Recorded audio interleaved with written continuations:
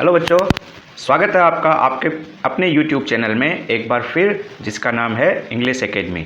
तो बच्चों, हमने पिछले वीडियो में पढ़ा था 10th क्लास का जो हमारा सेकंड चैप्टर है, और वो है Nelson Mandela a long walk to freedom. और आज हम पढ़ने जा रहे हैं उसका सेकंड पार्ट। तो बच्चों, स्टार्ट करने से पहले एक बार हम इसको रिवाइज कर लेते हैं कि हमने फर्स्ट पार्ट के अंदर क्या पढ़ा था। तो ये जो लेसन आपके सामने है बच्चों, ये a long walk to freedom, आज़ादी की एक लंबी यात्रा, ये नेल्सन मंडेला की ऑटोबायोग्राफी है। और आप जानते हैं कि इसके अंदर नेल्सन मंडेला ने अपने जो संघर्ष है आज़ादी के, उसके बारे में बात की, अपनी भावनाओं के बारे में बात की, और किस प्रकार से साउथ अफ्रीका की जो पब्लिक है, वहाँ की जो जनता है, उन्होंने किस प्रकार से नस्ल भेद और रंग भेद के विरुद्ध जाकर के आज़ादी की लड़ाई जीती थी, इसकी बात की। उसके साथ ही जो आज़ादी मिलने के बाद उनका जो शपथ ग्रहण समारोह हुआ था, वो एक बहुत ही सुंदर एक सैंडस्टोन की इमारत में वो सेरेमनीज वहाँ पे हुई थी। और वो एक राजधानी जो प्रिटोरिया थी उनकी, उस प्रिटोरिया की एक बिल्डिंग के अंदर हुई थी। और ये इसलिए भी महत्वपूर्ण थी कि इतने दशकों तक वहाँ पे सिर्फ और सिर्फ गोरे लोगों का शासन था। तो वो बहुत ही सुंदर दिन था। और उस दिन नेल्सन मंडेला कहते हैं कि मेरी बेटी जिनानी भी अपने साथ थी। वहाँ पे सबसे पहले जो सेकंड वाइस प्रेसिडेंट है, डिप्टी प्रेसिडेंट है, उनको शपथ दिलाई गई। और उनका नाम क्या था बच्चों? Mister de Klerk. और उसके बाद में जो फर्स्ट डिप्टी प्रेसिडेंट है, उनको शपथ दिलाई गई, और उनका नाम भी आपको याद होगा, उनका नाम था थॉबो म्बेकी। और जब इन दोनों को शपथ दिला दी गई, तो फिर किसकी बारी आई?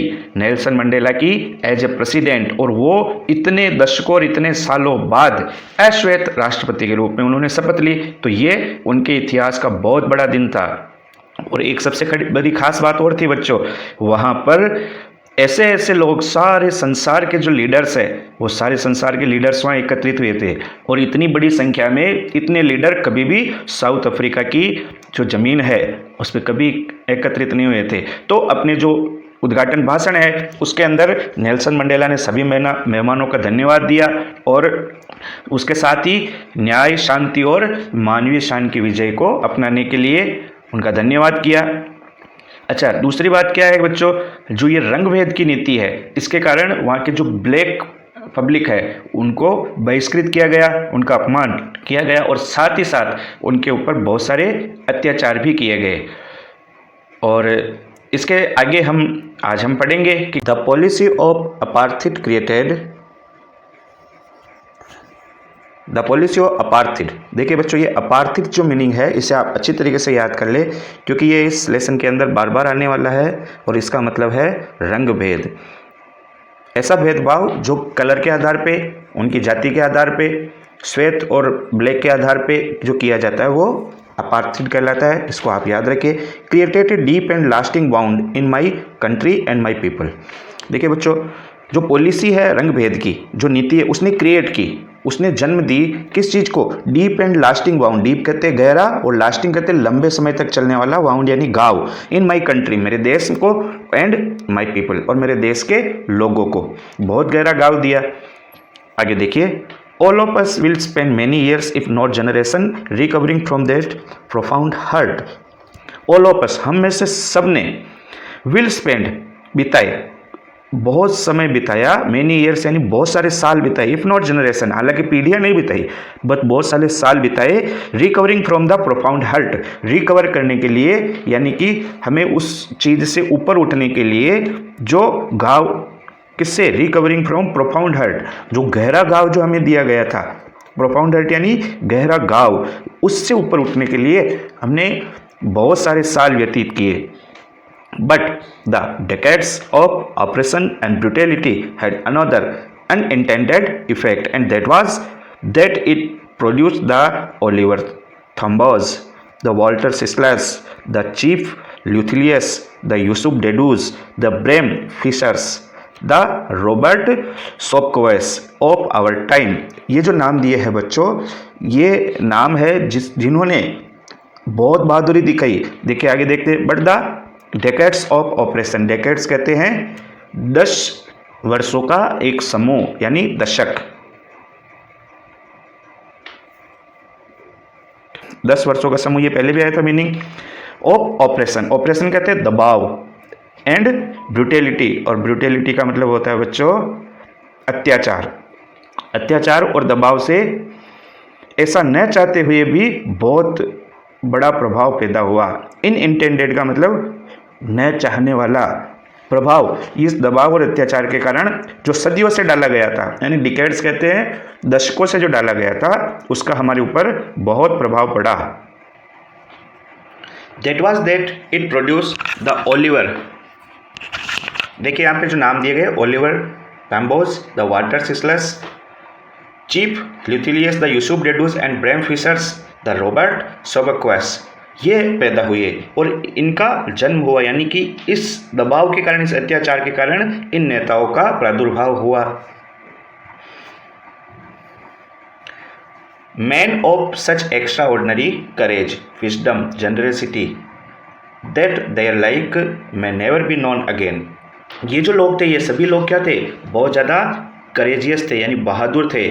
विजडम, इनके अंदर ज्ञान था, एंड जनरसिटी, और महानता थी, भरी हुई थी। दैट देयर लाइक में never be create non again, जिसके बारे में कभी कोई सोच नहीं सकता, जितना महान कभी कोई हो नहीं सकता, इतने ये बहादुर, ज्ञानी और महान थे।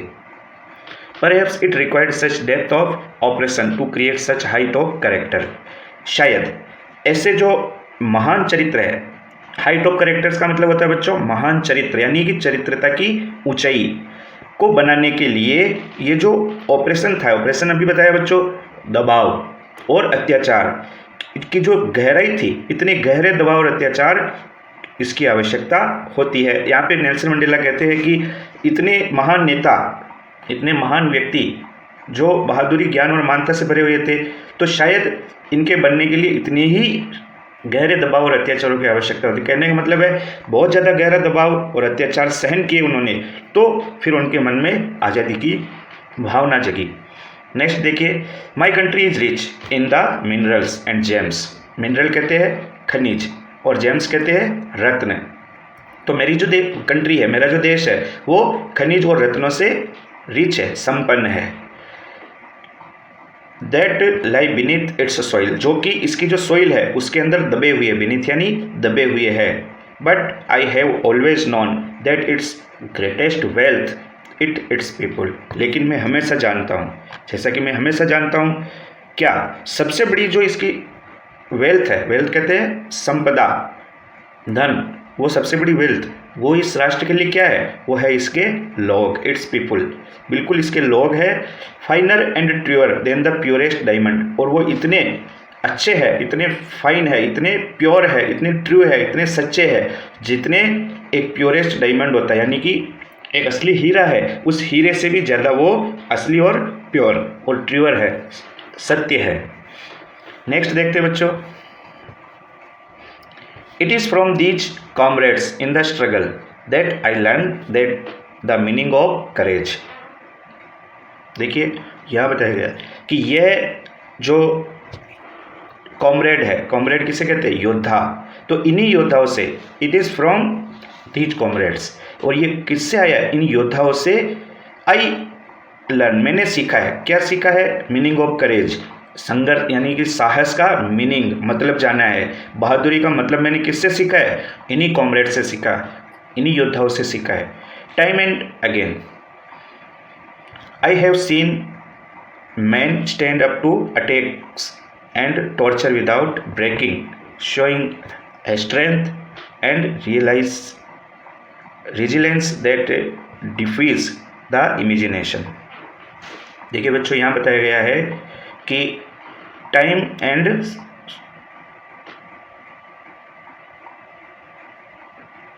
Again I have seen men, बार बार मैंने इन आदमी और औरतों को एक आइडिया के लिए, एक विचार के लिए, आइडिया यानी विचार, woman risk and give their lives.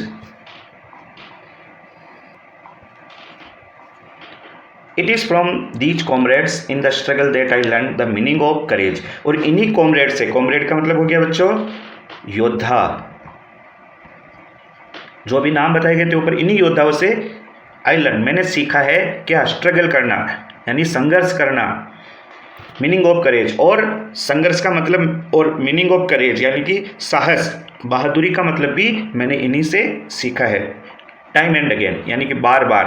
I have seen men and women risk and their lives for an idea. मैंने मैन को यानी आदमियों को एंड वुमेन औरतों को स्ट्रगल करते हुए, औरतों को एक विचार के लिए, एक विचार आइडिया यानी विचार के लिए रिस्क लेते हुए, रिस्क यानी जीवन को खतरे में डालना, एंड गिव देयर लिव्स और अपना जीवन देते हुए देखा है। तो मैंने बहुत सारे आदमियों को, औरतों को जीवन को खतरे में डालते हुए और रिस्क लेते हुए के विचार के लिए देखा है। आगे देखिए, I have seen man stand up to attack and torture without breaking, showing strength and resilience that defies the imagination। मैंने उन लोगों को देखा है जो अटैक यानी आक्रमण और टॉर्चर यानी अत्याचार, टॉर्चर और अटैक यानी आक्रमण और अत्याचार के खिलाफ अप टू विदाउट ब्रेकिंग बिना टूटे हुए, शोइंग ए स्ट्रेंथ जो कि अपनी शो करते हैं, अपनी दिखाते हैं क्या, स्ट्रेंथ मजबूती, और रिजिलियंस, रिजिलियंस का मतलब होता है प्रतिरोध, इनको दिखाते हैं। और जो क्या है, डिफीज द इमेजिनेशन, इमेजिनेशन कहते हैं कल्पना, जो कल्पना से परे है, डिफीज यानी परे, जो कल्पना से क्या है बच्चों, परे हैं। I learn that courage was not the absence of fear but the triumph over it. मैंने ये सीखा है कि बहादुरी डर के नहीं होने में नहीं है, बल्कि डर के ऊपर जीत, यही बहादुरी होती है। यहाँ पे ट्रिम का मतलब क्या हुआ बच्चों, जीत। आगे देखते हैं, the brave man is not he who does not feel afraid but he who conquer that fear। मैंने ये सीखा है कि बहादुर आदमी वह नहीं है जो डरता है। The brave is not who does not feel, ऐसा नहीं है कि जो महसूस नहीं करता एफ्रेड, डर, जो डर महसूस नहीं करता वही बहादुर नहीं है, बल्कि हु कंक्वायर, कंक्वायर का मतलब जीत हासिल करना, दैट फियर, उस डर के ऊपर जो जीत हासिल कर दे वो ही बहादुर होता है, ये मैंने देखा है। Next, no one is born hating another person. कोई भी व्यक्ति किसी दूसरे आदमी से नफरत करता हुआ, हेटिंग का मतलब नफरत करता हुआ, अनदर पर्सन दूसरे, because of the colour of his skin, किस कारण से, उसके कलर की, उसके स्किन की कलर के कारण यानी उसकी त्वचा के रंग के कारण, और हिज बैकग्राउंड और उसके अतीत के कारण, और हिज रिलीजियन और उसके धर्म के कारण। इसलिए पैदा नहीं होता कोई भी जन्म से दूसरे आदमी से नफरत करता हुआ, और वो भी इन आधारों पे पैदा नहीं होता है। People must learn to hate and if they can learn to hate they can be taught to love. यहाँ पे ये बताया गया है बच्चों कि कोई भी व्यक्ति जो किसी से हेट करता है, लोगों को नफरत करना सिखाया जाता है, या लोग यहाँ आकर नफरत करना सीखते हैं। अगर वो नफरत करना सीख सकते हैं तो वह प्यार करना भी सीख सकते हैं। They can learn to hate they can be taught to love. यदि वो नफरत करना सीख सकते हैं तो वो प्यार करना भी सीख सकते हैं। For love comes for naturally. देखिए यहाँ पे नेचुरली का मतलब है आसानी से, क्योंकि लव लोगों के प्यार में, लोगों के मन में आसानी से आ जाता है। To the human heart than it's opposite, जबकि अपोजिट क्या हो गया, नफरत। नफरत के बजाय जो प्यार है वो लोगों के दिलों में आसानी से आ सकता है। Even in the grimmest time in prison. Grimmest का मतलब हो गया बच्चों सबसे बुरा, यहाँ तक कि सबसे बुरा जो समय है इन प्रिजन, जेल के अंदर, when my comrades and I were pushed to our limits. जब हमारे जो योद्धा है, कॉमरेड का मतलब पहले आया था बच्चों योद्धा है, और मैं, मुझे और मेरे जो साथी है उनको दर्द पुश यानी धकेला गया टू आवर लिमिट, यानी हमारी जो हद है, हमारी दर्द की जो आखिरी हद है वहाँ तक मुझे और मेरे साथियों को धकेला गया। I would see A glimmer of humanity in one of the guard. मैंने एक गार्ड के अंदर इंसानियत की हल्की सी झलक देखी। यहाँ पे ग्लिमर का मतलब हो गया झलक, और ह्यूमैनिटी यानी इंसानियत। Perhaps just for a second, शायद कुछ पल के ही लिए, जस्ट फॉर ए सेकेंड यानी कुछ सेकंड के लिए ही सही, but it was enough to reassure me and keep me going. कुछ समय के लिए, लेकिन ये मेरे लिए एनफ था, मेरे लिए काफ़ी था, पर्याप्त था कि मैं रीएश्योर कर सकूँ अपने आप को, टू कीप मी गोइंग, इस चीज़ को आगे बढ़ाने के लिए, यानी इस आंदोलन को आगे बढ़ाता रहूं, इस चीज़ के लिए ये मेरे लिए काफ़ी था कुछ पल के लिए, क्योंकि मैंने झलक देखी थी किसी गार्ड के अंदर भी, 1 सेकंड के लिए ही सही। मैंस गुडनेस, इंसान की अच्छाई, इज़ ए फ्लेम, ये एक लोक की तरह होती है, फ्लेम की तरह होती है, दैट कैन बी हिडन, जो छुप तो सकती है बट नेवर एक्सटिंग्विश्ड। एक्सटिंग्विश्ड का मतलब हो गया खत्म होना, समाप्त होना। एक्सटिंग्विश्ड का मतलब हो गया समाप्त होना। तो ये इंसान, जो इंसान की अच्छाई है ना बच्चों, ये किसकी तरह बताएगी? एक फ्लेम की तरह, यानी एक लो की तरह, जो छुप तो सकती है लेकिन बुझ नहीं सकती, खत्म नहीं हो सकती। आगे देखिए, in life every man has 2 obligation. जीवन के अंदर प्रत्येक मनुष्य के 2 ऑब्लिगेशन होते हैं। ऑब्लिगेशन का मतलब दायित्व। ऑब्लिगेशन टू हिज फैमिली, जो पहला ऑब्लिगेशन बताया वो है उसकी फैमिली के प्रति, टू हिज पेरेंट्स, उसके माता पिता के प्रति, टू हिज वाइफ, उसकी पत्नी के प्रति, एंड चिल्ड्रन, और अपने बच्चों के प्रति। And he has an obligation to his people, और जो दूसरा ऑब्लिगेशन यानी दूसरा जो दायित्व है वो होता है उसके पीपल के लिए, वहाँ के देश के लिए, वहाँ के लोगों के लिए, हिज कम्युनिटी, उसके समाज के लिए, एंड हिज कंट्री, और उनके देश के लिए। जो उनका दूसरा दायित्व वो होता है, in a civil and human society each man is able to fulfil those obligation according to his inclination and abilities. देखिए बच्चों, यहाँ बताया गया है कि इंसान के अंदर, इंसान के एक सभ्य समाज में हर आदमी इन दोनों ऑब्लिगेशन को फुलफिल करता है, यानी अपने दायित्वों को पूरा करता है। ऑब्लिगेशन यानी दायित्व, और वो किस आधार पे करता है? According to his own inclination and ability, वो अपनी पसंद और क्षमता, एबिलिटी यानी क्षमता और इंक्लिनेशन यानी पसंद के अनुसार उन्हें पूरा करता है। But in a country like South Africa, it was almost impossible for a man of my birth and color to fulfill both those obligations। लेकिन यहाँ पे वो कह रहा है कि इस देश में, जैसा साउथ अफ्रीका है, तो साउथ अफ्रीका जैसे देश में, यानी हमारे देश में, जैसा मेरे, ये कह रहा है the colour of fulfil, it is almost impossible, ये लगभग असंभव है, फॉर ए मैन, किसी व्यक्ति के लिए, of my birth and colour, मेरे जैसे व्यक्ति के, जो मेरे जैसे रंग में पैदा हुआ है, या यूँ कह सकते हैं मेरे वंश में जिसका जन्म हुआ है, उसके लिए लगभग असंभव सा है कि वो फुलफिल कर सके दोनों ऑब्लिगेशन को, बोथ दोज ऑब्लिगेशन, दोनों दायित्वों को निभा सके, यानी एक परिवार के प्रति और दूसरा देश के प्रति, दोनों को निभाना कठिन है मेरे जैसे व्यक्ति के लिए, मेरे जैसे वंश में पैदा होने वाले व्यक्ति के लिए। आगे देखिए बच्चों, in South Africa a man of colour who attempted to live as a human being was punished and isolated. देखिए बच्चों, यहाँ पे है साउथ अफ्रीका के अंदर कोई व्यक्ति यदि मेरे जैसा है, यानी कि काला है, ब्लैक है, मेरे कलर का है, हु अटेम्प्ट टू लिव, और वो इंसानों की तरह जीने की कोशिश करता है, तो a man to live a human being was punish, तो उसको पनिश किया जाता है, उसको सजा दी जाती है, एंड उसको आइसोलेट कर दिया जाता है। आइसोलेट का मतलब तो आप अच्छी तरीके से समझते हो बच्चों, कोरोना काल के अंदर ये शब्द बहुत काम में आया, आइसोलेशन, यानी कि अलग कर देना। तो मेरे जैसे व्यक्ति को, मेरे रंग जैसे, मेरे वंश जैसे व्यक्ति को जो जीने की कोशिश करेगा उसे पनिश किया जाएगा और उसे अलग कर दिया जाएगा। आगे देखिए, in South Africa a man who try to fulfil his duty to his people was inevitably ripped from his family and his home and was forced to live a life apart, a twilight existence of secrecy and rebellion। देखिए बच्चों, यहाँ पे है कि अगर south Africa के अंदर कोई आदमी अपनी जो जिम्मेदारी है, उसे जिम्मेदारी को निभाने की कोशिश करता है, तो उस व्यक्ति को क्या किया जाता है? परिवार से दूर कर दिया जाता है, और उसे उसके परिवार से दूर जीवन जीने के लिए मजबूर भी किया जाता है, और उसका जीवन रेबेलियन से बढ़ जाता है, यानी विद्रोह से बढ़ जाता है, और उसका जो अस्तित्व है वो क्या हो जाता है? धूमिल हो जाता है। एग्जिस्टेंस यानी अस्तित्व, और ट्विलाइट यानी धूमिल हो जाता है। सीक्रेसी एंड रेबेलियन, सीक्रेसी का मतलब समझ गए बच्चों आप, इसका मतलब होता है विद्रोह से भरा हुआ हो तो उसको पूरी तरीके से धूमिल कर दिया जाता है।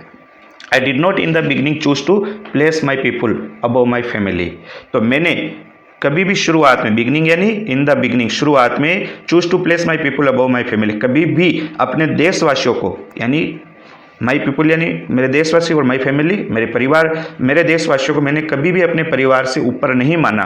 कब? शुरू में, जब मैं इस आंदोलन में आया था तो मेरे लिए मेरे परिवार मुख्य था। But in attempting to serve my people, लेकिन जब से मैंने लोगों को, देशवासियों की सेवा करना शुरू किया, जब से, तो आई found that I was prevented from the fulfilling my obligation as a son, a brother, a father and a husband. तो यहाँ पे ये बताया गया बच्चों, in attempting to serve my people I found that I was prevented, जब मैंने अपने लोगों की सेवा करने की अटेम्प्ट किया, कोशिश की, तो मैंने ये पाया कि आई वॉज प्रिवेंटेड, मुझे क्या किया गया? रोका गया, प्रिवेंट किया गया यानी रोका गया, फ्रॉम फुलफिलिंग, मेरे दायित्वों को पूरा करने में, फुलफिलिंग माई ऑब्लिगेशन, मेरे दायित्वों को पूरा करने में। किस रूप में? एक बेटे के रूप में, एक ब्रदर के रूप में, एक फादर और एक हस्बैंड के रूप में, जो मेरे दायित्व है उससे पूरा करने से मुझे रोका गया। नेक्स्ट देखिए, I was not born with a hunger to be free, मैं भूख के साथ पैदा नहीं हुआ, मैं आज़ाद पैदा हुआ। और I was born free in every way, और मैं हर तरीके से आज़ाद था। दैट आई कुड नो, जो मैं जानता था, यानी कि मैं आज़ाद पैदा हुआ और मैं हर उस तरीके से आज़ाद था जिसे मैं जानता था। फ्री टू रन, मैं दौड़ने के लिए आज़ाद था। द फील्ड, मेरे खेतों में, मेरे आसपास में, नियर माई मदर्स हट, जो मेरी माँ की झोपड़ी थी, माँ की झोपड़ी के पास में जो मैदान था, उसमें खेत थे, उनमें दौड़ने के लिए स्वतंत्र था, आज़ाद था। फ्री टू स्विम, मैं तैरने के लिए आज़ाद था। इन द क्लियर स्ट्रीम, बहुत साफ नदी के अंदर, that ran through my village, जो मेरे गांव से बहती थी।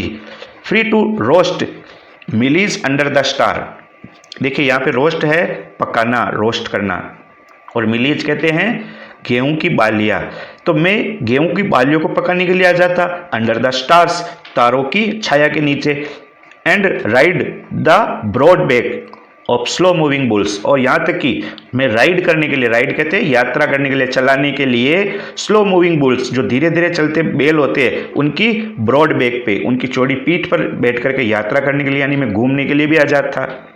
एज लॉन्ग एज आई ओबे माई फादर, और जैसे जब तक मैंने अपने फादर का ओबे किया, मैं अपने पिताजी की बातों को मानता रहा। And abided by the custom of my tribe, और यहाँ तक कि मैं एबिड करता रहा, यानी मानता रहा मेरे कस्टम को, रीति रिवाजों को, ऑफ माई ट्राइब, मेरे कबीले के। आई वॉज नॉट ट्रबल, तो मैं कभी भी परेशानी में नहीं आया।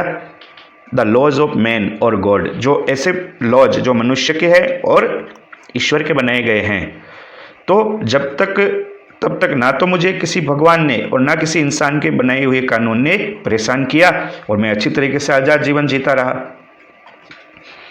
नेक्स्ट देखते हैं, it was only when I began to learn that my boyhood freedom was an illusion. देखिए यहाँ पे ये कहा गया है कि जब मैंने ये पाया कि I was only when I began to learn, तो जब मैंने ये जानना शुरू किया, began to learn that my boyhood freedom was illusion, कि मेरी जो बचपन की जो फ्रीडम है वो क्या है? एक इल्यूजन, इल्यूजन यानी भ्रम, एक भ्रम है। When I discovered a young man that my freedom has already been taken from me, तो फिर मैंने एक यंग मैन के रूप में, एक जवान आदमी के नाते ये जाना या ये पाया कि मेरी जो फ्रीडम है वो मेरे से पहले ही टेकन की जा चुकी, ली जा चुकी, यानी मेरे से छीनी जा चुकी है। That I began to hunger for it, और फिर मेरे अंदर इसको पाने की हंगर हो गई, भूख जाग गई। किसको? आज़ादी को। जो मैं बड़ा हुआ था तो मुझे ऐसा पता चला कि जिस प्रकार से यहाँ पे भेदभाव होता है और रंग भेद के आधार पर यहाँ पे डिस्क्रिमिनेशन किया जाता है, उसके कारण फिर मुझे ये पता चला कि जिसे मैं आज़ादी समझ रहा था वो तो भ्रम था, और मैं एक यंग मैन होने के नाते मेरी जो वो आज़ादी थी वो मेरे से छीनी जा चुकी थी। अब मेरे अंदर उसको फिर से पाने की भूख जाग गई। At first as a student I wanted to freedom only myself, शुरुआत में एक स्टूडेंट के रूप में मेरे लिए जो आज़ादी थी वो सिर्फ मेरे लिए चाहता था, only for myself. The transitory freedom of बिगिन able to stay out at night, और वह ट्रांजिटरी यानी कुछ पल की, कुछ समय की जो आज़ादी है, उस ट्रांजिटरी फ्रीडम की आज़ादी को कि रात को मैं बाहर रुक सकूं, यानी इसका मतलब है कि जो आज़ादी है उसमें मैं स्टे आउट एट नाइट, रात के समय में बाहर रुक सकूं, ये मेरी स्वयं की आज़ादी मैं चाहता था। रीड व्हाट आई प्लीज्ड, जो मेरा मन चाहे उसे मैं रीड कर सकूं। And go where I choose, और जहां मैं चाहूं, जिसको मैं चुनूं जहां, वहां मैं जा सकूं। लेटर, लेकिन बाद में, as a young man in Johannesburg South Africa में एक बहुत बड़ा शहर है बच्चों।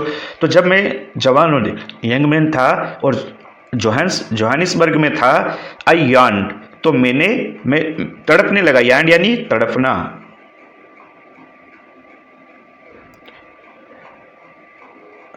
तो I yearn for the basic and honourable freedoms, तो मैं किसके लिए तड़पने लगा? अपनी बेसिक यानी मूलभूत, एंड ऑनरेबल सम्मानजनक, जो इज्जत है, मेरा सम्मान है, उसकी आज़ादी के लिए मैं तड़पने लगा। ऑफ अचीविंग माई पोटेंशियल, जिसको अचीव कर सकूं, मैं प्राप्त कर सकूं, माई पोटेंशियल अपनी क्षमता, और अर्निंग माई कीप, और मेरी जो अर्निंग है, मेरे कमाए हुए पैसे है, वो मैं कीप अपने पास रख सकूं। ऑफ मैरिंग, मैं शादी कर सकूं। एंड हैविंग ए फैमिली, और मैं अपना परिवार बना सकूं।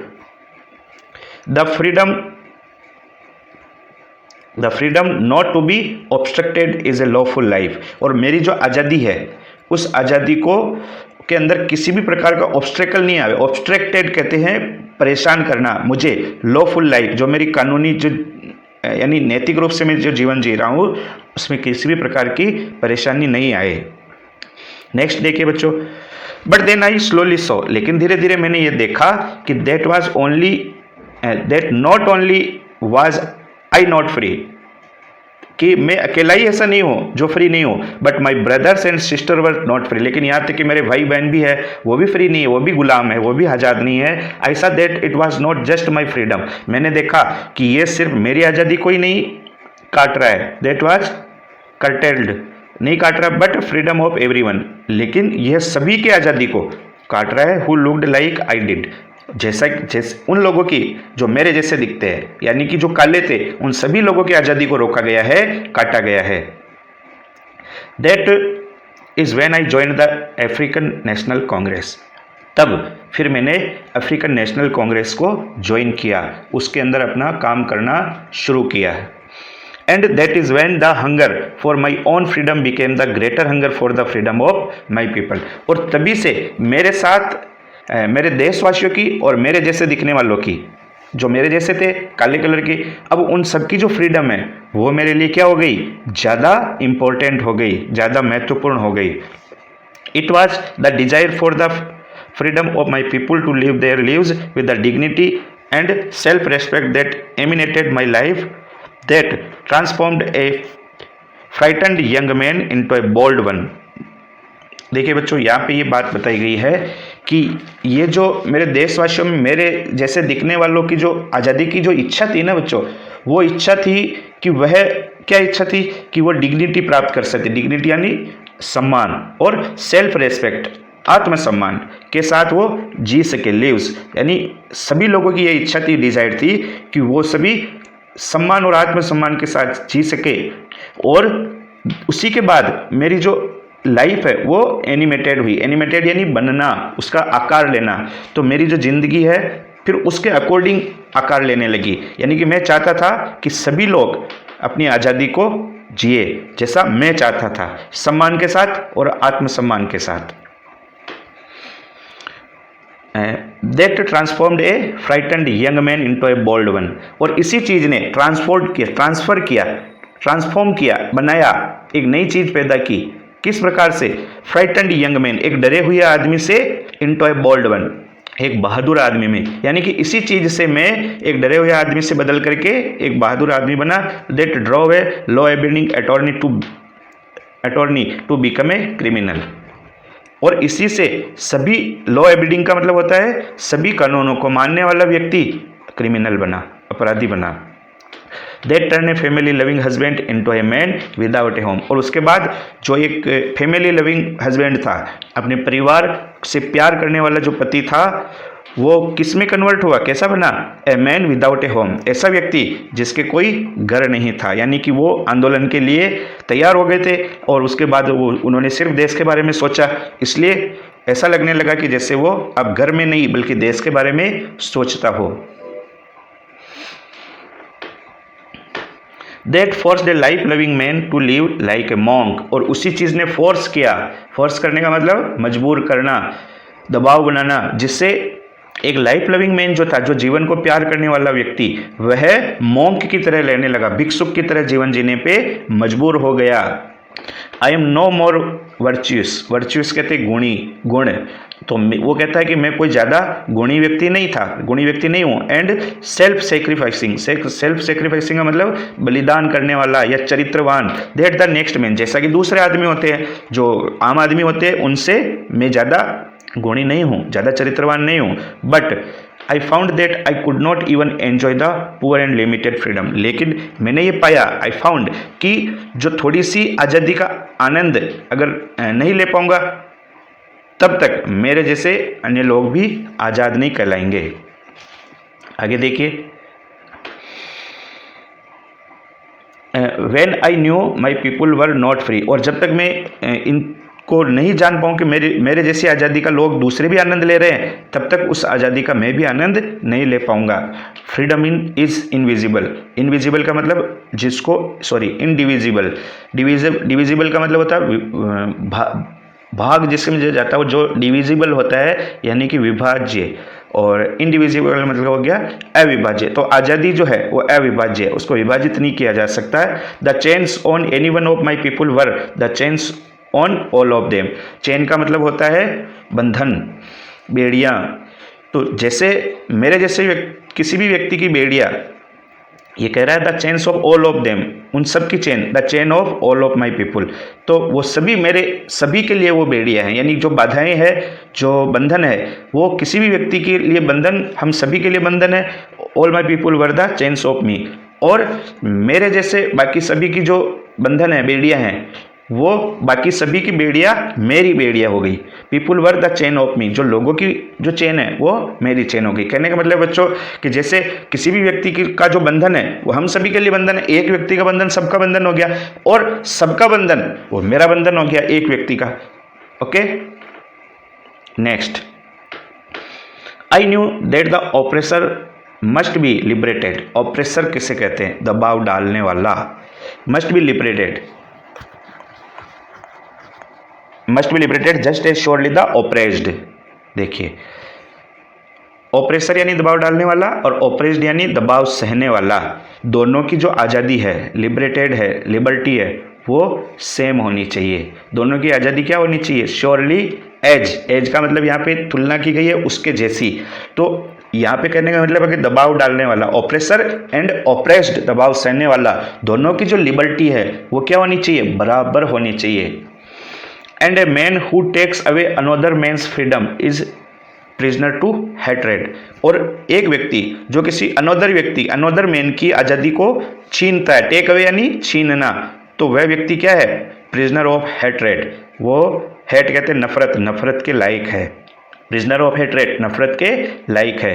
He is locked behind the bars of prejudice and narrow mindness, prejudice का मतलब होता है पूर्वाग्रह, और नैरो माइंडनेस का मतलब छोटी सोच, संकीर्ण सोच। तो वह व्यक्ति जो दूसरों की आज़ादी छीनता है वो नफरत के लायक तो है ही है, बल्कि वह पूर्वाग्रह यानी प्रिजुडिस एंड नैरो माइंडनेस यानी संकीर्ण सोच की प्रिजन के अंदर बंद है, जेल में बंद है। बार कहते हैं ताड़िया, जेल। बिहाइंड द बार, वो उस संकीर्ण सोच के पीछे उसकी सोच है। I am not truly free if I am taking away someone's else freedom, यदि मैं किसी दूसरे की आज़ादी को छीनता हूँ, टेकिंग अवे यानी लेना, छीनना, यदि मैं किसी दूसरे की आज़ादी को छीनता हूँ तो फिर मैं भी फ्री नहीं हूँ, पूरी तरीके से फ्री नहीं हूँ। ट्रूली फ्री यानी पूरी तरीके से आज़ाद नहीं हूँ। Just as surely as I am not free when my freedom is taken from me, ये उसी तरीके से जब कोई मुझसे मेरी आज़ादी छीनता है, I am not free when my freedom is taken from me, जब मेरे से कोई मेरी आज़ादी छीन लेता है।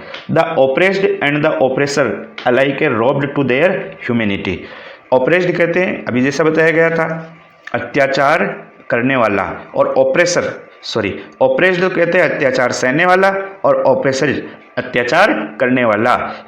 Alike are robbed of their humanity, दोनों ही इंसानियत को खोए हुए हैं। Robbed of their humanity, humanity यानी इंसानियत, रॉब्ड यानी जिनकी छीन ली गई है। रॉब कहते हैं वो क्या कहते हैं, जो डकैती कर ली गई यानी छीन ली गई है। तो इसका कहने का मतलब है अत्याचार सहने वाला और अत्याचार करने वाला दोनों की इंसानियत अभी खोई हुई है, छीन ली गई है। तो बच्चों ये हमारा लेसन यहाँ पे समाप्त हो जाता है। इस लेसन को अच्छी तरीके से समझने के लिए, इसके मीनिंग्स को देखने के लिए आप इस वीडियो को एक बार फिर से देखेंगे, और यदि आपने अब तक इस चैनल को सब्सक्राइब नहीं किया है तो आप सब्सक्राइब करेंगे। आपको इसी तरीके से अलग अलग वीडियो, कई तरीके के वीडियो और होमवर्क आपको इस तरीके से प्राप्त होते रहेंगे। ओके बच्चों, thank you very much, good bye.